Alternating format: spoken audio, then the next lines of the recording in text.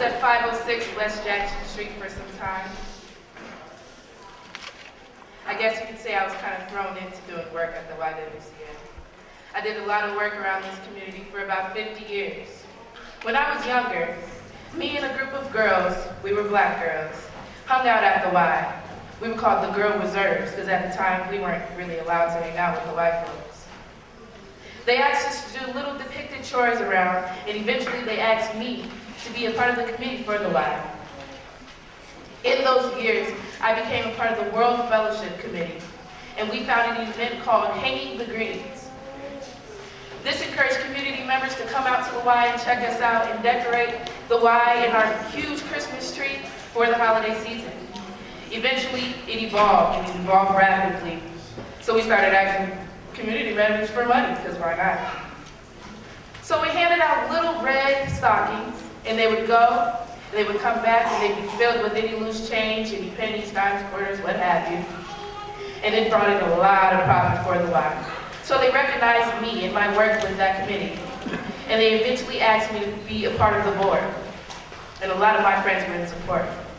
Back in my youth days, I went to Wayman Church. And in our free time, we used to walk down the Union and my Episcopal Baptist Church, because that's where all the black youth were. As I grew older, they asked me to be a board member, me, a black woman, a board member for the YWCA. And this was the 1950s, and it was a very segregated community. So our biggest focus was integrating our community, starting at the Y. Black folks couldn't even be fed in the tea room if white folks were in there. So we changed that around, and we made it a very integrated community within the Y. We also, one of our biggest accomplishments was JCPenney's and many other stores around our community. They wouldn't hire us. They wouldn't let us work in the stores. They wouldn't let us clean the table. So at JCPenney's, we encouraged them to hire store clerks and stock clerks, and that's how we got our face in positions at stores around this community. We worked and we fought very hard for where we are today. Again, my name is Caribel, Washington, and now we will have the BCAI come and perform a dance for you. Welcome.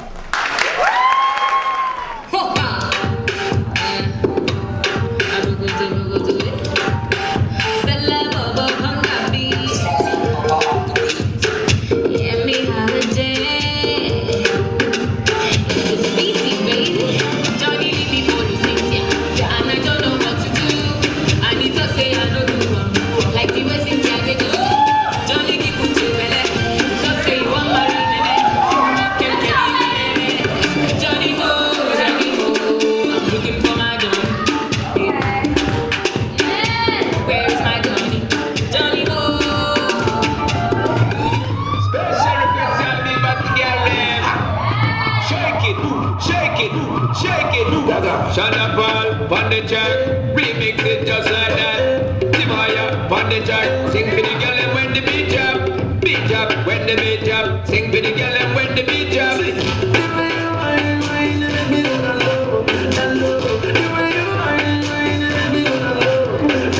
All my ladies, shake up your bum bum. The girl, shake up your bum bum. The girl, shake up your bum bum. You know what, where you come from? Oh no, yeah.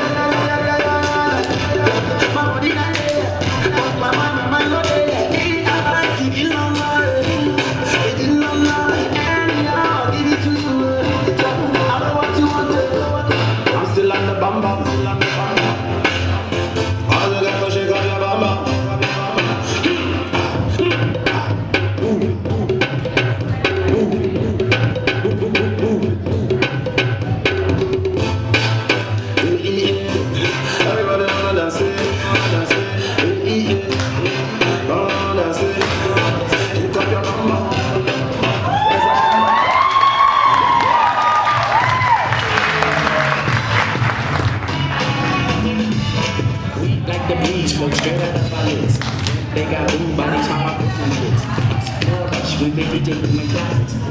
The crew on the baddest hip-hop record. The Uber of the styles like Miles. Like 60s funky rhymes with waves and perm. Just sending junky rhythms right down your block. We beat to rap, what key beat to lock, but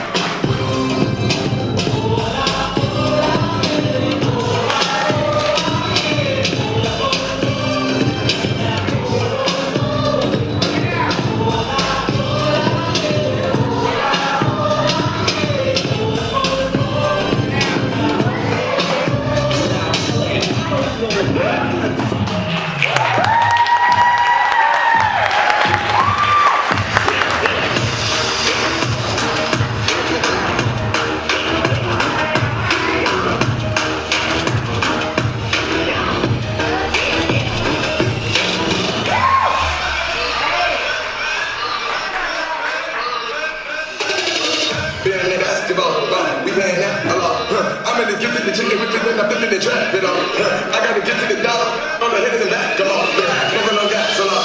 Come on, come on, come on. Come on.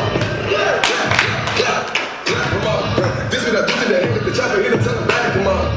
She like Applejack, I like Anderson. Dance the ball, dance the ball.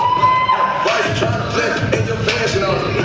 Chain around my neck and I saw. Smoking on that gas, I ain't gassing off. Ass the ball, dash it off, stash it off, dash it off, dash it off, don't pass it off.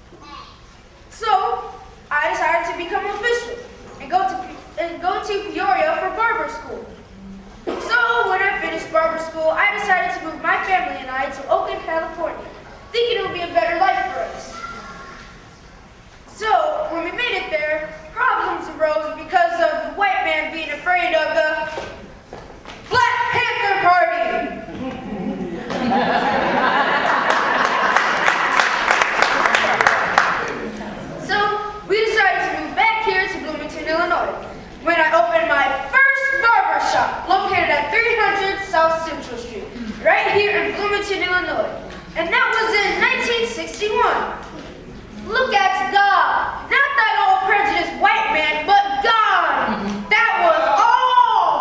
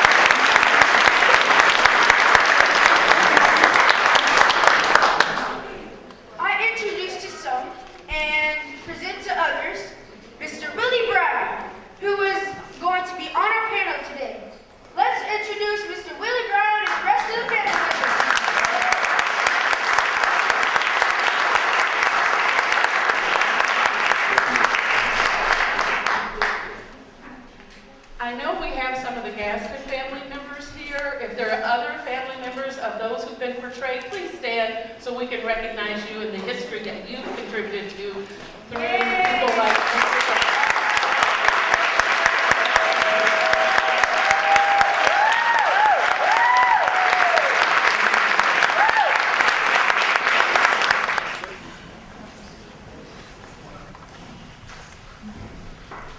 When I moved to Bloomington in 1958, it was rough. When I came here and I stayed with my brother, it was in the late 50s. I went to get a job. I had training as a mechanical draftsman. Technical courses I've taken. And every place I went, you couldn't get hired as a draftsman. General telephone, portable elevator. The thing that irked me the most was that portable elevator. When he interviewed me, he liked my work and saw my plates, and he asked me, did I drink? Did I clown around? Did I go out at night? Things like that. And I said, you know, I don't do any more than any other normal person do, you know? Portable elevator? They told me my work was too good. They didn't want nobody at that level of work. Any other time, it would have been, you get some training and we'll hire you. Every place I went to in 1959 and 1960, I never did find work as a draftsman. Finally, in the 60s, I obtained work as a punch press operator in Eureka Company. I worked there about 9 years, and they had a layout, but I challenged them on the job because I had more experience than the other applicants. I was trained in and got the job. I then went for the job of foreman, but the manager did not want any black foremen. The white folk told me what he said, and I challenged him. The spot was vacant for about a month, and he finally hired me. My brother was president of the NAACP. Then I became vice president, and when he left, I inherited president of the NAACP in 1963. And not only that, I had another hat as chairman of the Human Relations of the City of Bloomington. During this time, we would have demonstrations whenever we saw an act of injustice. Mr. Gaston, for this next part, I might need some of your services after I put this hat on.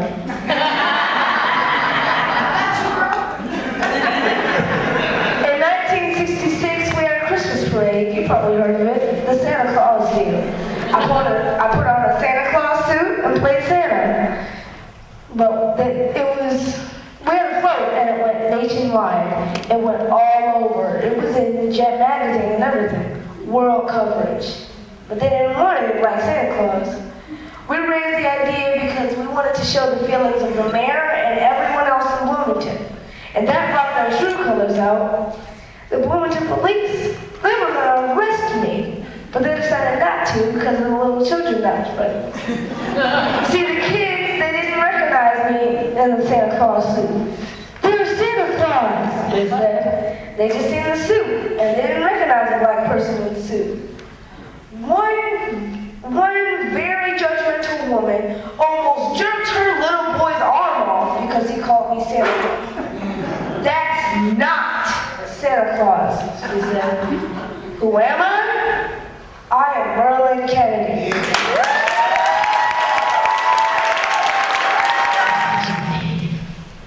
My father, why, he grew up in Kentucky. My mother was a slave girl on the plantation. The owner was Miller. My daddy was Miller's son. Now, his wife knew about it because he would let my daddy play with his white brothers and half sisters. But when he started acting up, he put them back with the Negroes. Well, my daddy got older, he went on to Tennessee, where he was a farmer and a teamster. Then he would take horses and he would take them all the way to Farmer City, 30 miles east of here. And the thing about it, when they looked at him, they thought he was a white man. Well, he was insulted by that. Well, he went back and brought some more horses and thought he was staying. Then he met my mother and they got married. Then they went to Mount Pisgah Baptist Church and they brought me along. I was a little baby then. And they gave some money in church one Sunday. They gave a lot of money back then. It's in the history books. 50 cents. That was a lot. Later, my daddy died. My mama was only in her 40s, and she had to raise me. She started doing services, you know, cleaning and washing and cooking and keeping house for two main families. The Browns, Dr. Brown, and the Mitchells.